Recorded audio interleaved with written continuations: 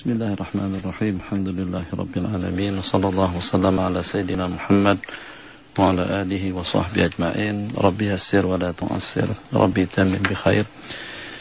Yaqulu al-Maula jalla wa ala yarfa'illahu alladhina amanu minkum walladhina utul ilma darajat. Wa yaqulu 'azza min qa'il hal yastawi alladhina ya'lamuna walladhina la ya'lamun.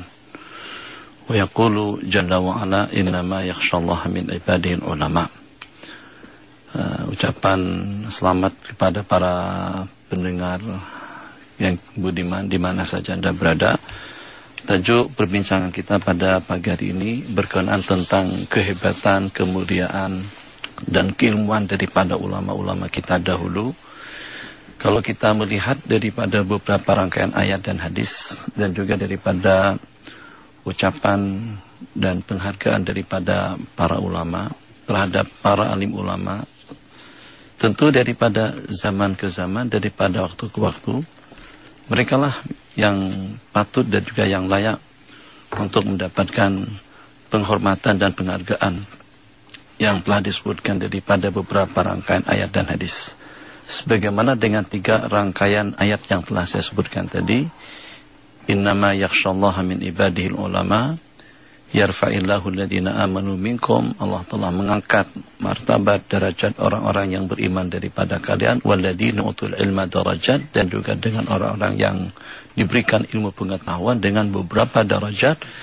Menurut Sayyiduna Abdullah ibn Abbas, antara darajah kepada darajah, antara kedudukan dengan kedudukan itu seperti jarak antara langit dan bumi atau perjalanan 500 tahun. Ayat yang ketiga, hal yastawi alladhina ya'lamuna walladhina la ya'lamun. Apakah sama martabat dan kedudukan orang yang tahu dengan orang yang tidak tahu? Jadi daripada ayat tadi itu, atau juga daripada hadis-hadis Rasulullah sallallahu alaihi wasallam, ulama Nabi kita bersabda dalam sebuah hadis tentang ulama, al-ulama warasatul anbiya. Ini tidak membedakan antara zaman dengan zaman, antara waktu dengan waktu, tempat dengan tempat, di mana dengan kemuliaan ulama itu memang abadi. Sejak daripada zaman dahulu hatta ila qiyamis sa'ah. Jadi kemuliaan tersebut adalah suatu anugerah yang Allah berikan, penghormatan, ijlal, ta'zim daripada Allah kepada mereka, dengan tidak terpaut dengan waktu, dengan zaman, tempat, suasana dan keadaan. Tapi macam mana pun, kalau kita menelusuri dan juga kalau kita mengkaji, tetap kelebihan itu kepada yang terlebih dahulu. Sebab dia ada sebagai role model, sebagai contoh, sebagai kuduah, dan juga sebagai figur kepada generasi yang menyusul.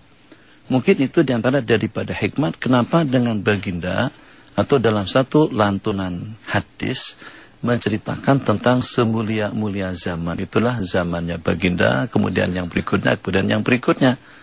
Apakah kira-kira kemuliaan zaman itu kena dengan zamannya yang mulia? Atau kemuliaan 3 generasi atau 3 abad tersebut itu disebabkan kena dengan generasinya? Jadi keduanya itu ada ihtimal. Mungkin kena dengan waktunya yang mulia, sehingga akan menjadi mulialah mereka-mereka yang berada pada 3 abad tersebut. Ataupun juga zaman itu menjadi mulia disebabkan karena kemuliaan orang-orang yang ada pada zaman itu. Itulah dengan zamannya para sahabat, dengan zamannya para tabi'in, dengan zamannya atba'ut tabi'in. Sehingga karena terkumpul kumpulan yang hebat-hebat tadi itu, keilmuannya, kepahamannya, ketakwaannya, kezuhutannya, kewaraannya, yang perumpamaan mereka sebagaimana disebutkan oleh ulama, ka'annal Qur'ana yamshi ala wajhil ardi, seakan-akan seperti dengan Al-Quran yang berjalan di atas permukaan bumi.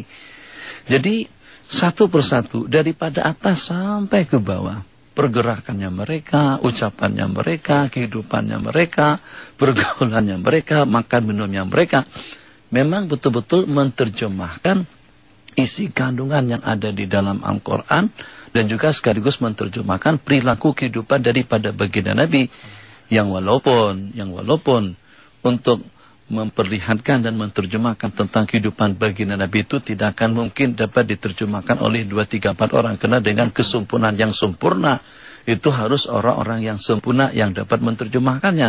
Tapi karena yang ingin diterjemahkan insan yang paling sempurna, maka memerlukan kumpulan yang sempurna, yang sehingga dengan kita akan diperlihatkan dan akan dipersembahkan dengan kesempurnaan yang sempurna daripada berbagai aspek.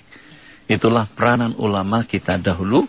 Jadi dengan bahasa yang sederhananya mungkin pernah kita kongsikan kepada para pendengar, baik dengan kita belajar hukum, hakam, adab, peradaban, bergaul dan lain sebagainya, itu daripada Al-Quran dan hadis, ataupun juga dengan kita belajar dengan secara sohbah dengan para ulama, bersohbah, namanya musabahatul kiram atau musahabatul ulama, bersohbah sekali dengan ulama. Jadi kita boleh tengok makan minumnya, berpakaiannya, pergaulannya, kehidupannya. Jadi tanpa kita sadari, yang kadang-kadang kesannya itu lebih daripada ilmu yang kita pelajari. Sebab kalau ilmu masih dalam bentuk teori, tapi kalau pada saat kita dengan sohbah, dia akan menular dan juga akan menyerap dalam kehidupan kita. Maka keunggulan yang dalam bidang itu, dan juga dengan kelebihan yang tidak ada tandingannya, sanjungan dan pujian kepada salafun saleh, atau kepada ulama-ulama kita dahulu. Jarang-jarang orang membuat perbandingan dengan ulama-ulama mutaakhirin. Bukan tidak sempurna, bukan tidak hebat, tapi karena terkumpul beberapa faktor. Faktor yang pertama karena waktu. Faktor yang kedua karena dengan lingkungan dan masyarakat. Faktor yang ketiga karena dengan keilmuan, keunggulan dan kehebatan mereka sendiri. Hingga wajar kalau dengan mereka itu diperumpamakan laksana bintang-bintang di langit. Cuman penggunaan bintang-bintang ini sekarang sudah tercemarkan. Kalau dahulu disebut bintang ulama, Imam Syafi'i memberikan satu jolokan atau sebagai satu penghargaan kepada Imam Malik rahimahullahu ta'ala. Jadi kata beliau, idza dzukiral ulama, apabila para alim ulama itu disebut, pamalikunin najmu, maka Imam Malik lah sebagai bintangnya. Dulu bintang itu untuk ulama, untuk orang-orang hebat. Sementara sekarang bintang itu kepada orang-orang yang buat kerusakan, yang buat kita hanyut dan larut. Jadi kalau saya jarang-jarang sebut mereka bintang film, saya sebut binatang-binatang film. Sebab mereka buat kacau orang kadang-kadang. Tertangguhkan kita daripada kewajiban kita, tertangguhkan kita daripada keperluan kita, disebabkan karena mereka. Jadi dari sudut sanalah sebagaimana saya katakan tadi, kemuliaan dan kelebihan daripada ulama-ulama salaf berbanding dengan ulama khalaf. Jadi kalau seandainya keilmuan ulama khalaf, maksud ulama khalaf, ulama yang menyusul, lebih menonjol sekalipun, tetap saja asal muasal silsilah ilmu itu akan bersambung kepada salafun saleh, kepada ulama-ulama kita yang terdahulu. Hada wabillahi taufik wa sallallahu ala sayyidina Muhammad. Terima kasih Tuan Syekh atas pencerahan mukadimah sementara tadi, memberi sedikit gambaran awal untuk tajuk yang kita bincangkan hari ini, kehebatan ulama silam. Mungkin ada antara sahabat-sahabat yang punya buku-buku saat ini tentang ketokohan, kehebatan para ulama-ulama terdahulu, termasuk mungkin para imam mazhab kita sendiri dan juga para aulia yang kita kenali sebagai contoh dan tauladan. Jadi, dan beruntung juga Tuan Syekh yang mungkin ada antara kita hari ini yang sempat mungkin berguru dengan para masyayikh terdahulu, guru-guru yang terdahulu, belajar ilmu untuk diwarisi daripada zaman berzaman. Mungkin cuma sekarang ini Tuan Syekh, macam Tuan Syekh sebutkan tadi, ada keterbatasan masa zaman sekarang ni. Mungkin ramai yang sama ada sibuk ataupun disibukkan dengan urusan dunia, ataupun buat sibuk mungkin dengan urusan dunia tanpa sempat untuk mengenali para alim ulama ataupun menelusuri kehidupan mereka, mencontohi, mengambil contoh daripada alim ulama ini sendiri. Bagaimana keadaan tersebut Tuan Syekh? Boleh tak agaknya kita cari ada alternatif lain enggak agaknya untuk kita mendekati ataupun menghayati kehidupan para alim ulama silam? Mungkin pernah kita kongsikan juga kepada pendengar. Kalau zaman-zaman dahulu kita sampai tidak boleh kenal dengan ulama, kehidupan mereka itu seperti apa, itu juga dengan ubudiyah, pengabdian, keilmuan. Itu kalau kita tidak boleh kenal, kalau mereka tidak boleh kenal, mungkin kita katakan oke-oke saja. Sebab untuk mengenali dan juga untuk kita tahu tentang sirah kehidupan daripada salafun saleh, kalau kita sebagai seorang alim, mana kita kena buka kitab. Kitab pun juga tidak cukup satu, kita kena beli kitab. Jadi memerlukan modal yang banyak, waktu yang banyak, dan juga pengamatan yang banyak. Kalau seandainya dengan kita nak berguru langsung, nak tengok langsung orangnya itu seperti apa, kita kena musafir. Kita kena bepergian jarak perjalanan yang sampai sekian ratus ribu mil yang akan kita tempuh. Jadi misalnya sohbah mereka dengan Imam Abdullah ibn Mubarak, dengan Imam Abu Hanifah an-Nu'man, atau sohbah Imam Syafi'i dengan Imam Malik rahimahullah, atau juga dengan ulama-ulama lainnya. Jadi bukannya setakat menghabiskan waktu, menghabiskan duit, tenaga, dan pikiran. Jadi kalau seandainya ada yang tak berpeluang, wajar-wajar saja. Sebab karena waktu yang pertama, duit yang kedua, tenaga yang ketiga. Tapi zaman kita sekarang, beli satu apa namanya? Bukan buku. Tablet iPad ke apa iPad apakah? Jadi kalau kita nak download kah, atau kita nak buka kah, atau kita beli satu PCD, satu DVD, ternyata di dalamnya sudah terdapat beberapa macam jenis kitab-kitab apa yang kita nak, itu kita tinggal membaca saja lagi. Jadi tak perlu jarak, tak perlu waktu, tak perlu dengan kita pergi sana sini. Dulu kalau seandainya seperti zaman kita sekarang yang walaupun jauh, tapi masih boleh kita tempuh dalam hitungan waktu yang relatif singkat. 5-6 jam atau 10 jam kita sudah berada di Mesir. Atau dalam hitungan 16 jam kita sudah boleh sampai ke Maroko. Kalau dahulu dari sini ke Mekah saja itu bertengah bulan sampai 1 bulan kadang-kadang. Kita sekarang Masya Allah kita di office kita atau di rumah kita main YouTube kah, kita main hard disk kah, kita main apakah. Untuk tahu siapa Imam Syafi'i, tulis type Imam Syafi'i, itu udah macam-macam maklumat tentang beliau. Jadi kalau boleh saya biasakan, keterlaluan sungguhlah generasi kita sekarang kalau sampai kita tidak mengenal ulama-ulama kita lalu, ulama-ulama kita yang telah mendahului kita. Kenapa? Sebab sarana dan juga kemudahan untuk kita mengenali mereka 10 kali ganda mungkin lebih mudah berbanding dengan generasi mereka dahulu. Tapi macam mana pun, ya kalau dikatakan lebih mudah, tapi cabarannya pun juga lebih banyak. Hiburannya lebih banyak, tantangannya lebih banyak, problemnya lebih banyak, keperluannya lebih banyak. Sehingga dengan banyaknya keperluan hidup yang mencabar, sehingga sampai kita tidak berpeluang untuk kita mengenal siapa mereka. Maka kalau seandainya kita tidak berpeluang pun untuk mengenali salafun saleh secara detail, ya paling tidak ulama-ulama yang masyhur. Takkan dengan kita tidak kenal dengan Imam Syafi'i, imam yang kita anuti, sembahyang kita, makan kita, minum kita, duduk kita, tasyahud kita dengan cara atau dengan mazhabnya beliau. Takkan dengan kita tidak tahu siapa Imam Abu Hanifah an-Nu'man yang mendapatkan gelar sebagai Al-Imamul A'zam, atau yang pernah dikatakan puasa bersambung yang disebut dengan shaumud dahar, itu selama tidak kurang daripada dalam 45 tahun. Yang dikatakan sabarnya, tabahnya, bijaknya, hatta dengan non-muslim, bukan hanya dengan orang Islam. Jadi dikatakan dalam satu cerita dulu sekejap. Jadi dalam satu rangkaian cerita, Imam Abu Hanifah ini mempunyai tetangga yang samsing lah. Jadi malam dengan musiknya, dengan hiburannya, dengan minumannya, mabuk, teler, menjerit-jerit. Jadi tuh saban malam semacam tuh Abu Hanifah tuh releh aja, santai aja. Karena agama kita memesankan agar kita berbuat baik dengan tetangga. Jadi beliau bukan juga tak kacau, komplain hanya dalam hati. Tapi tidak pernah mengucapkan kata-kata celaan atau cercaan kepada tetangga tadi itu. Sudah terbiasa ada, seminggu, sebulan, setahun, semacam itu keadaannya. Pada satu ketika, malam yang keberapa, tak kedengaran, tak ada bising-bising, senyap, sepi. Ish, mana tetanggaku yang senantiasa mabuk-mabuk malam-malam udah menyanyi hitam manis hanya saja. Tapi bukan lagu hitam manis, lagu hitam manis itu barunya. Itu bukan di zaman Imam Abu Hanifah an-Nu'man. Jadi mana dia penyanyi yang tengah malam? Yang kalau nyanyi pun nyanyi ada tempatnya, bukan di rumah mengamuk-ngamuk seperti itu. Jadi setelah ditanyakan, rupa-rupanya malam kemarin tuh mabuk, entah dalam keadaan seperti apa sehingga sampai ditangkap sama polis dan sekarang sedang berada dalam tahanan. Coba bayangkan, manusia yang semacam itu, Imam Abu Hanifah tidak merasa keberatan untuk pergi ke penjara. Katakanlah pergi ke Bukit Aman. Begitu sampai ke pintu gerbang Bukit Aman, depan masjid itu, atau sampingnya tuh, pintu masuk. Masya Allah, tabarakallah, semuanya kelang kabut. Al-Imamul A'zam, ulama besar.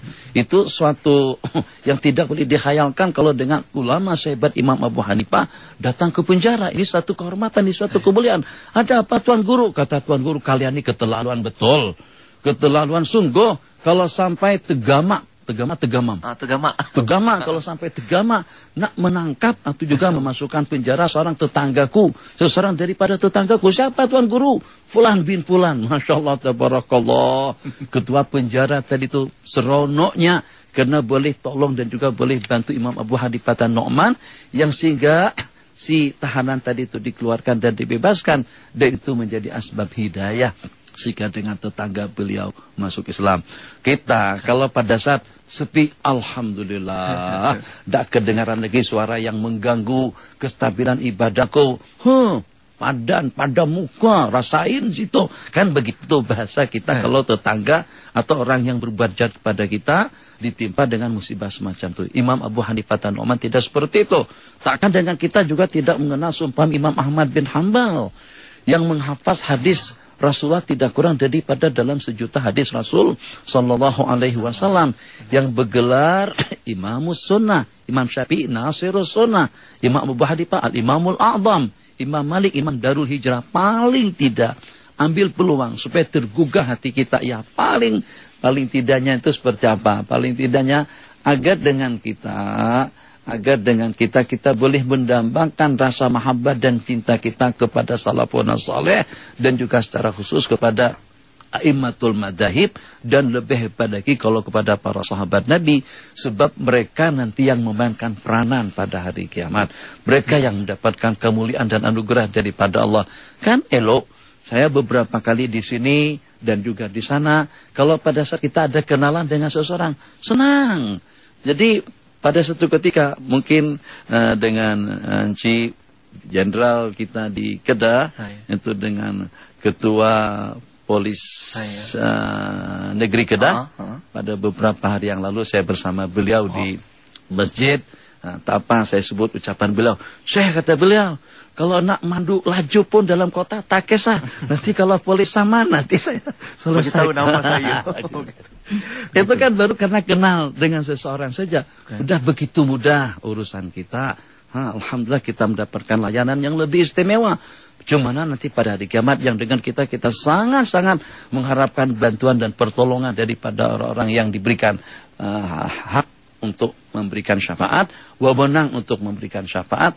Tentu semakin ramai ulama-ulama yang kita kenali, sahabat-sahabat yang kita kenali, dan semakin ramai juga ashabul khair atau orang-orang baik yang kita dambakan dalam hidup, maka akan semakin ramai juga orang-orang yang boleh memberikan bantuan syafaat kepada kita nanti pada hari kiamat. Jadi macam mana pun, ada peluang tak ada peluang, jangan tunggu peluang. Harus kita luangkan waktu untuk kita kenal ulama, khususnya salafun saleh.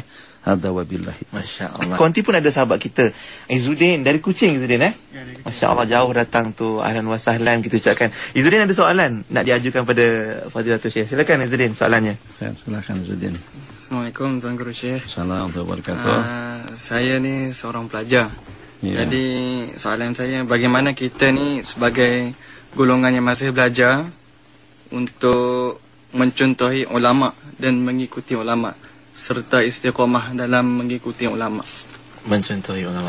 Baik, mungkin Tuan Syekh boleh jawabkan. Bismillahirrahmanirrahim. Sallallahu alaihi wasallam Muhammad. Kita ucapkan selamat datang dulu kepada saudara kita Izzuddin daripada Kuching.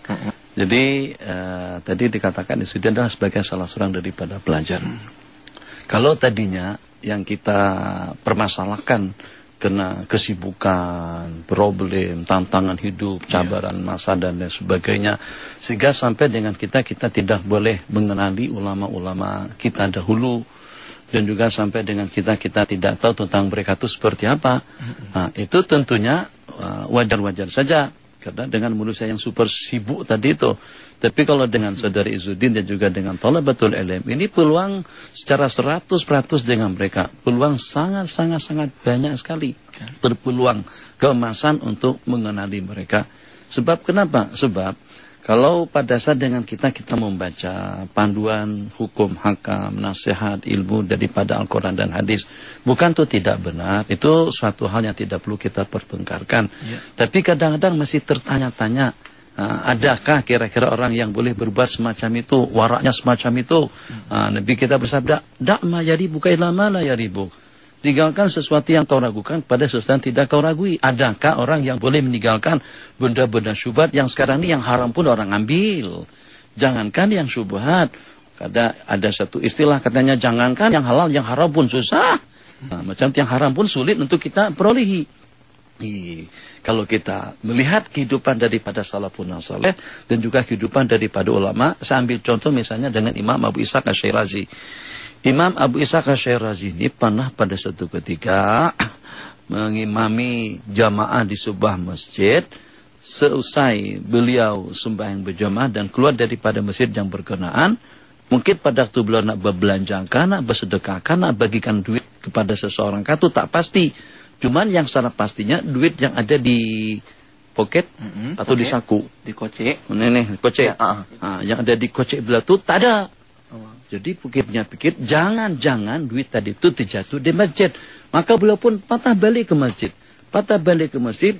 Langsung pergi ke tempat mihrab atau ke tempat pengimaman beliau pada masa mengimami orang ramai.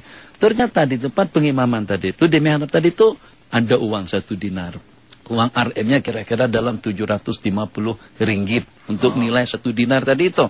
Jadi ya pastilah kalau yang jadi imam beliau, yang duduk situ juga beliau, tentulah duit yang di situ tadi itu adalah duit beliau.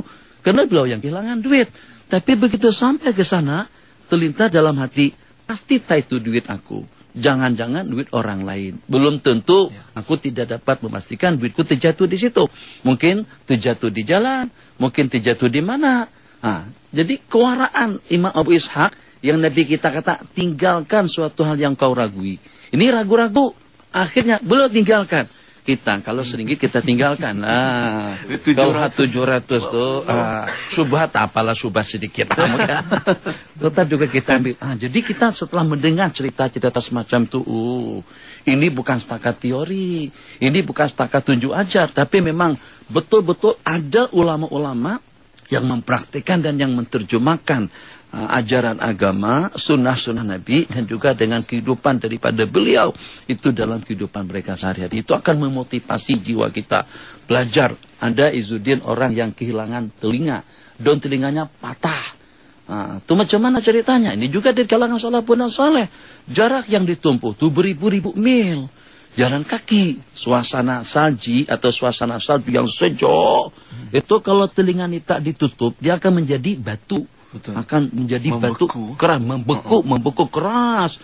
Jadi pada masa berjalan tadi itu, tak perasan mungkin pada masuk pintu kah, masuk tingkap kah, masuk manakah, tersangkut telinga tadi itu ke kayu atau ke tembok, sehingga sampai telinga tadi itu patah. Sampai ke tempat pengajian, daun telinga tak ada. Coba bayangkan, sampai ke tahap itu tuh kegigihan mereka dan kerajinan mereka untuk menuntut ilmu. Jadi dengan Imam Al-Madini, Ali ibn Al-Madini misalnya, itu salah satu daripada ulama hadis. Pada waktu orang tua beliau meninggal dunia, belum mendapatkan warisan lebih daripada 1 juta dirham. Kalau dengan uang kita sekarang, dah dalam berapa juta ringgit. Duit tadi itu habis, sampai pada suatu ketika, nak belikan rumput untuk kuda, makanan untuk tunggangan beliau, tak ada duit. Mana duit yang banyak tadi itu? Duit warisan tadi itu semuanya habis untuk ilmu.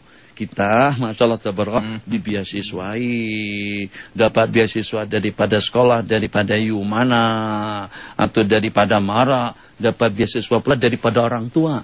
Alhamdulillah orang tua kirim duit tiap bulan, kadang-kadang tidak kurang daripada 2, 3, 4 ribu.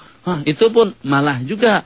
Innalillahi wa inna ilaihi raji'un. Itu diantara daripada pentingnya dengan kita tahu tentang kehidupan ulama-ulama kita dahulu, apa yang kita nakkan. Apakah kita ingin menunjang keikhlasan kita, atau untuk ingin memupuk keyakinan kita, untuk kita memupuk kesabaran kita, akan ada contoh-contoh yang semacam itu daripada kehidupan mereka. Saya ulang kembali, Saudara Izzuddin dan juga dengan semua pelajar di mana saja mereka berada, tentu mempunyai peluang yang lebih banyak untuk mengenali ulama, dan juga untuk hidup bersama ulama, dan juga sekaligus mempraktekkan amalan dan juga budaya hidup tadi sehidup daripada para alim ulama. Hadza wabillahi taufiq. Baik, terima kasih Tuan Syekh atas jawapannya dan terima kasih Zurin atas soalan tersebut. Kita teruskan dengan soalan daripada sahabat pemanggil di talian kami 0362051500. Kita ada Encik Muhammad Hanif dari Kuala Lumpur di talian saat ini. Silakan Cik Hanif. Sebentar ya. Silakan Cik Hanif. Assalamualaikum warahmatullahi wabarakatuh. Assalamualaikum warahmatullahi wabarakatuh. Syekh Nuruddin. Pak. Ana Muhammad Hanif daripada Desa Pandan, Kuala Lumpur. Dan Kuala Lumpur. Ingin bertanya tentang karamah ulama seumpama Syekh Daud Al-Sultani yang mengarang kitab Muniatul Musalli yang diterbitkan oleh Syekh Wan Muhammad Saghir bin Haji Wan Abdullah rahimahullah ta'ala. Maka di dalam kitab itu dikatakan dia menulis kitab Muniatul Musalli tanpa menggunakan kitab rujukan, hatta beliau tidak menggunakan lampu, tanpa menggunakan lampu dan kalam, cahaya keluar dari jari-jarinya. Maka dengan itu, bagaimanakah karamah ini yang kita pandang kerana ada di antara kita itu tidak lagi memandang kepada karamah-karamah para ulama-ulama yang terdahulu seumpama daripada Syekh Daud bin Abdullah Al-Sultani rahimahullah ta'ala. Jadi mohon penjelasan daripada Yang Mulia Tuan Guru Syekh tentang perkara karamah ini. InsyaAllah, terima kasih. Assalamualaikum warahmatullahi wabarakatuh. Baik Tuan Syekh, kita kumpulkan dahulu soalannya. Seorang lagi Cik Rusdi dari Kelantan pun ada soalan juga untuk diajukan. Silakan Cik Rusdi. Alhamdulillah, syukur kepada Allah Ta'ala. Terima kasih kepada Tuan Syekh.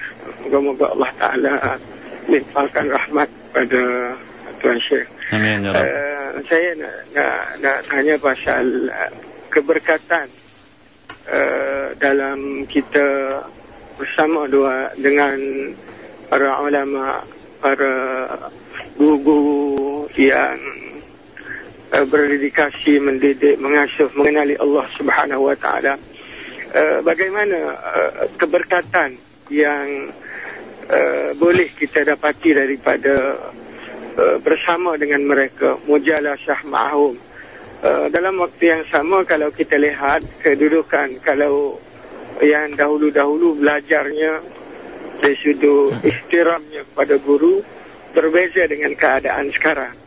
Kalau dulu belajarnya berkitab, sekarang ni guru yang bawa kitab, murid-muridnya tidak bawa.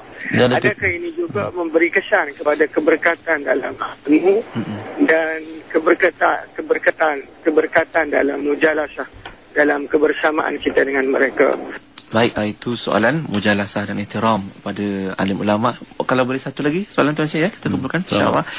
Kita ada Puan Hindun dengan soalan beliau. Silakan Puan Hindun. Saya nak tanya satu soalan pada Tuan Syekh. Ya. Assalamualaikum Tuan Syekh. Waalaikumsalam warahmatullahi wabarakatuh. Kenapa zaman sekarang jika seorang tu yang bijak pandai dalam ilmuan menjadi kesalahan bila dia bercakap benar? Itu soalannya ringkas. Baik, Tuan Syekh, silakan dengan jawapan-jawapan daripada pendengar. Soalan pendengar tadi. Jadi kita ada 3 soalan. Yang pertama berkenaan dengan karamat daripada ulama secara amnya dan karamat daripada Syekh Daud Fatani, pengarang kitab Muniatul Musalli, yang diriwayatkan atau yang diceritakan bahwasanya pada saat ketika beliau menyusun kitab tersebut, beliau tidak ada referensi, tidak ada rujukan. Jadi menulis kitab itu hanya melalui ingatan dan juga melalui maklumat yang Allah berikan, wa ataina min laduna ilma, kepada beliau. Dan juga dikatakan pernah pada suatu ketika pelita atau lampu mati, kemudian terpancar cahaya daripada jari-jari tangan beliau. Jadi kalau Allah muliakan mereka dengan hal-hal yang seumpama itu masih sedikit dengan kemuliaan dan kedudukan mereka yang tinggi di sisi Allah Jalla wa'ala. Kalau kita ingin membanding-bandingkan, jadi dahulu pernah ada satu ungkapan kata-kata seperti ini. Katanya, awak percaya tak ada dengan salah seorang alim, dengan salah seorang wali, itu boleh berjalan atas air. Bahkan ada di antara daripada mereka yang boleh berpindah daripada tempat ke tempat atau terbang. Jadi kata dia, apa yang pelik? Yang aneh itu apa? Itu burung pun boleh terbang. Bibi boleh berenang, dia boleh jalan atas air, dia boleh aja. Bibi tak bersyahadat, atau bibi itik. Itik dia tak ada ilmu, tak ada apa-apanya, boleh saja jalan atas air, nyebrang dari sana sini, burung. Jadi karamat apa dengan burung? Jadi kalau Allah bagikan kemuliaan yang semacam itu kepada para aulia atau juga kepada para ulama, itu suatu hal yang wajar dan patut. Bahkan menurut mereka itu perkara kecil. Sebab bagi mereka yang paling istimewa itu adalah al-istiqomah. Sehingga sampai terungkapkan kata-kata atau satu lantunan ucapan daripada mereka dan disepakati oleh para aulia dan para ulama semuanya. Al-istiqomah itu khairun min alfi karamah. Istiqomah, komitmen dalam satu pendirian dan dengan satu prinsip itu lebih baik daripada 1000 karamat. Sebab karamat kadang-kadang boleh menumbangkan seseorang, membuat kita jadi ujub, membuat dia jadi ria, sum'ah dan sumpamanya. Tapi kalau dengan keistiqomahan, mana kita terus-menerus dalam melaksanakan perintah-perintah Allah Jalla wa'ala. Jadi tentang karamat daripada para ulama mengatakan atau kepada para aulia, tiap suatu perkara mukjizat yang pernah berlaku kepada para nabi-nabi dan rasul, itu juga mungkin akan berlakunya dengan ulama atau dengan para aulia. Hanya bedanya di segi sebutan. Kalau itu berlakunya perkara-perkara al-kharik dan ada yang menyalahi kebiasaan itu dengan para nabi-nabi dan rasul, namanya mukjizat. Tapi kalau itu berlakunya dengan para ulama dan juga para aulia, itu disebut dengan karamah. Jadi mengingatkan kembali pertanyaan daripada Ustaz Hanif tadi itu, tentang karamat daripada Syekh Daud. Yang pertama, yang tangan menyala diriwayatkan atau diceritakan, itu adalah Al-Imam Nawawi rahimahullah. Sebelum beliau adalah Al-Imam Rafi'i. Pada saat lampu mati, lilin habis, maka pada itu justru dengan pokok kayu yang menyala, sehingga tidak terhalang, tidak menghambat beliau untuk meneruskan tulisan dan karangan beliau pada malam hari itu. Imam Nawawi jadi jari tangan yang menyala. Sebelumnya kalau kita melompat kepada generasi yang awal lagi, itu pernah ada di antara daripada sahabat Nabi yang tongkatnya menyala. Itu Sayyidina Usaid bin Hudhair radhiyallahu ta'ala anhu. Jadi karamat yang semacam itu bukan satu perkara yang aneh. Itu adalah merupakan satu anugerah dan pemberian Allah kepada ulama al-akhirah. Ulama yang tidak menjadikan ilmu untuk jadi atau untuk dijadikan tangga atau batu loncatan mendapatkan jabatan dan juga dengan kedudukan. Jadi kalau ulama semacam itu berarti ilmu itu terhinakan, ilmu tergadaikan, ilmu tidak lebih daripada jadi batu loncatan itu juga jadi tangga. Ya mungkin untuk berkempen kah, mungkin untuk mendapatkan satu jabatan kah, itu sangat-sangat tidak layak kalau memperalat ilmu untuk mendapatkan perkara keduniaan. Kemudian dengan penanya kita yang kedua itu dengan saudara kita Rusdi daripada Kelantan, itu tentang keberkatan mujalasah dengan para ulama. Itu bagaimana? Tadi ada beberapa pertanyaan yang ditanyakan. Apakah kalau kita mengaji, kan sekarang orang tak lagi mengaji bawa kitab, bawa iPad, dengan tab, buka. Kadang-kadang buka-buka tuh makan waktu juga cari la ilaha illallah. Jadi dikatakan sama penanya kita tadi itu yang agak pelik sedikit, pada satu guru bawa kitab, pelajarnya tak bawa kitab. Ya itulah, itu hebatnya murid-murid zaman kita sekarang. Kalau zaman dahulu tuh guru daripada hafalan, imla hadis, menyampaikan hadis sampai kadang-kadang ribuan hadis diriwayatkan, itu semuanya daripada ingatan. Sementara yang mencatat, yang bawa pen, pensel, buku dan sebagainya itu adalah murid. Sekarang sudah terbalik. Kenapa? Itu mungkin jadi satu kebanggaan kita. Kenapa? Karena masyarakat kita sekarang sudah ramai yang punya daya ingatan yang kuat. Jadi tak payah bawa kitab, tak payah bawa pen, tak payah catat. Mereka akan boleh merekam dan juga boleh mengingat. Tapi malang juga nasib mereka. Kadang-kadang MP3 dengan MP4 lebih kuat ingatannya daripada kita-kita. Itu peliknya. Jadi ada salah seorang tuh guru di Johor mengatakan seperti ini. Jadi katanya, tuh guru sekarang ini bodoh katanya. Anak tak ikut ngomong, cuma ikut menyampaikan saja. Cemana tuh guru dikatakan bodoh? Iyalah katanya, tuh guru ngajar bawa kitab. Murid-muridnya lebih pintar, tak bawa kitab. Itu membuktikan gurunya tak pandai.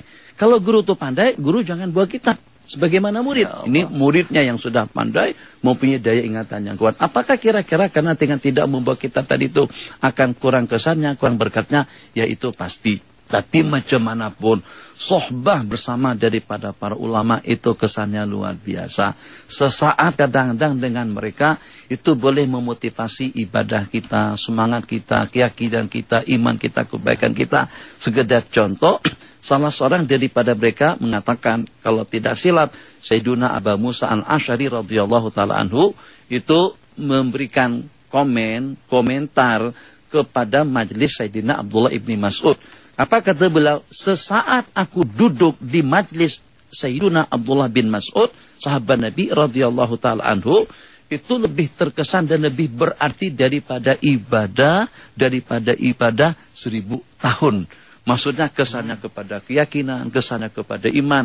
Ya Allah, ada waktu tak? Sikit saja cerita lagi tentang itu. Kesan daripada sohbah tadi itu. Yang kadang-kadang dengan seseorang boleh berubah secara total. Menjadi bening. Dulunya, cepat naik angin. Dulunya cepat emosi. Tapi berteman dengan seorang alim yang tabah penyabar. Alhamdulillah, reda keadaannya. Berubah perangai dan juga perilakunya. Banyak perubahan-perubahan yang berlaku. Karena tengok. Jadi, sebagaimana penyakit boleh menular, perangai, sifat kehidupan yang bagus daripada para ulama pun juga boleh menular kepada orang-orang yang bersubah kepada mereka. Cerita sederhana saja. Ada satu ekor anjing, katanya anjing itu nakal, lasak, samsing, sungguh. Jumpa siapa saja, siapa saja. Tak kisah orang tu nak mencuriga, nak buat haramkah, ada orang lewat depan dia, mesti dia berkongkong. Orang ke masjid, ke Bukit Jalil, nak konser, awak dia kena bedakan. Nah, kalau orang nak pergi ngaji, jangan macam tu. Tapi dia tak kisah. Pada suatu ketika, salah seorang daripada ulama, lepas selesai zikir, selesai salat jamaah, dengan zikirnya, tasbihnya, tahmidnya, amalannya, yang pada tu keluar daripada masjid, tatapan pandangan pertama ulama tadi itu, menatap kepada anjing yang nakal. Anjing yang tadi itu. Tatapan pertama selepas keluar daripada masjid. Sehingga dengan tatapan pandangan, rasa kasih sayang daripada ulama kepada hewan, kepada binatang, itu merubah perilaku akhlak anjing tadi itu. Sehingga anjing tadi itu tidak lagi macam tu. Kalau ada jumpa orang, Assalamualaikum macam tu. Dia jadi bening, abang apa kabar. Macam tu jadi elok. Perangai anjing tadi itu jadi bagus berkat sohbah dengan para ulama. Kita waktu terhad banyak cerita-cerita seperti itu. Dengan anjing, Masya Allah, tabarakallah, boleh berubah. Takkan manusia tidak boleh berubah kalau pada saat selalu dan senantiasa bersama ahli khair. Sementara dengan pertanyaan yang ketiga daripada Ibu Hindun, ini berkenaan tentang ulama-ulama pada saat memperkatakan yang hak, yang benar, itu justru disalahkan. Begitukah? Iya. Itu yang pelik. Menyalahkan yang salah, itu bagus. Membenarkan yang betul, itu benar. Sementara menyalahkan yang benar, itu salah. Tapi justru yang berlaku sekarang ini, kalau yang salah itu tidak dikatakan betul, maka orang yang mengatakan salah itu salah, berarti salah. Paham? Orang yang mengatakan benda itu salah, itu berarti salah. Harus katakan yang salah. Itu dunia kita sekarang. Ada orang yang seperti itu. Mentalitinya seperti itu. Harus yang benar itu dikatakan salah, yang salah itu dikatakan betul. Kalau sampai ada ulama mengatakan yang salah, itu berarti salah. Kalau ada ulama mengatakan yang benar, itu berarti salah. Maunya macam mana? Yang benar itu dikatakan salah, dan yang salah itu dikatakan betul. Sehingga rela aja. Nih Mika, mungkin saja dengan anak gambaran secara sederhana. Anak pi keluar rumah, ke pasar, ke mall, Giant, Tesco, pergi jalan-jalan, rekreasi, tak pakai tudung. Itu dengan petis, dengan baju, dengan lengan, kelihatan, terbuka. Itu coba saja kalau ada yang menyalahkan. Mana boleh keluar macam tu? Apa kamu? Tak boleh, memang itu sudah zamannya semacam tu. Tak betul kamu kalau sampai komplain dengan anak saya. Orang sudah semuanya pakai semacam tu. Jadi yang mengatakan salah itu akan disalahkan. Jadi maunya macam mana?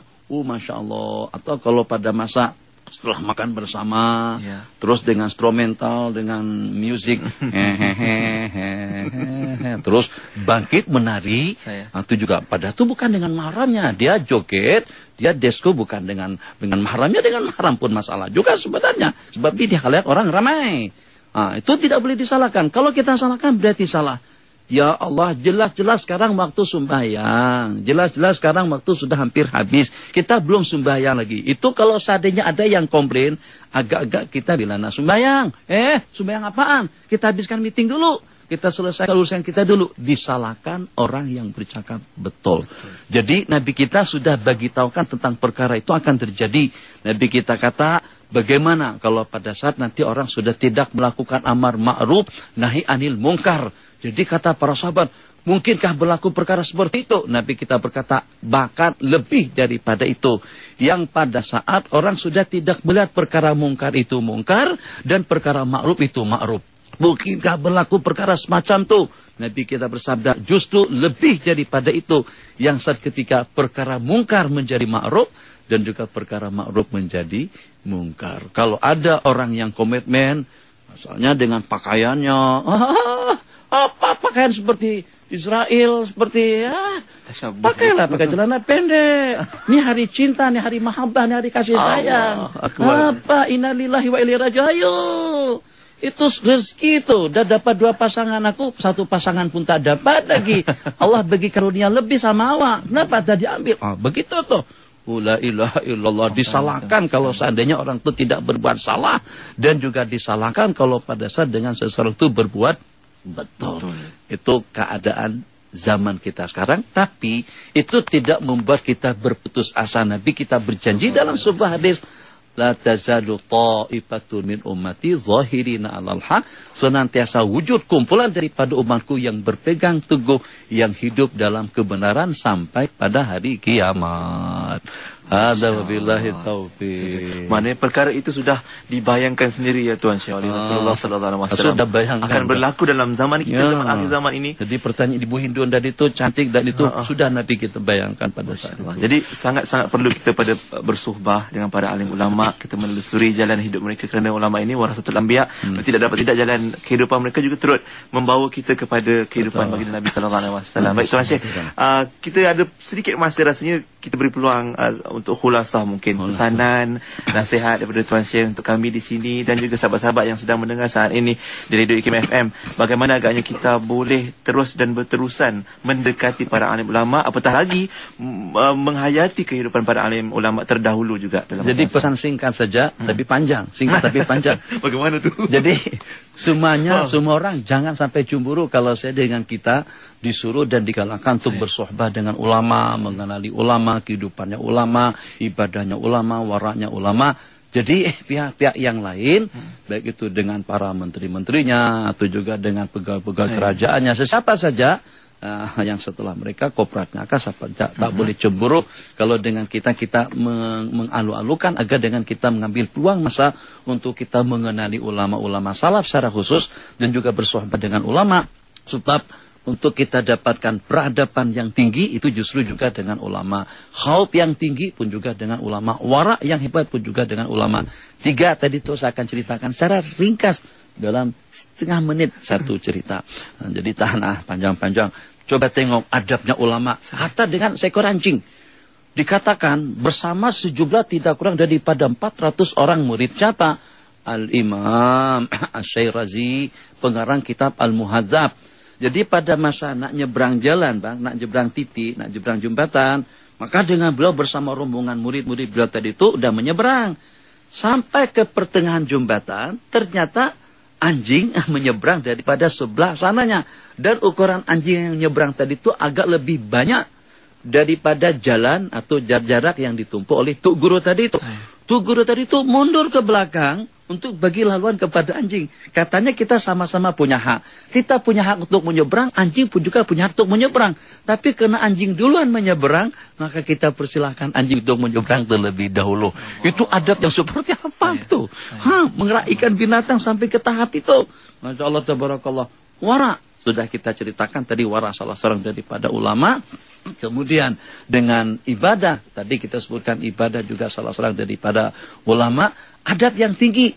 La ilaha illallah, umur dah 80-an tahun, udah tua, udah letih, udah jenuh, sudah tak larat jalan ke sana kemari. Tapi yang walaupun semacam itu keadaannya, dikatakan dengan imam yang kedua, Imam Darul Hijrah Malik bin Anas, itu tidak pernah berkendaraan sepanjang beliau duduk di Madinah, di Madinatir Rasul sallallahu alaihi wasallam. Ketika dia tanya, "Tuh guru kan dah tua, apa problemnya kalau naik kuda dadak?"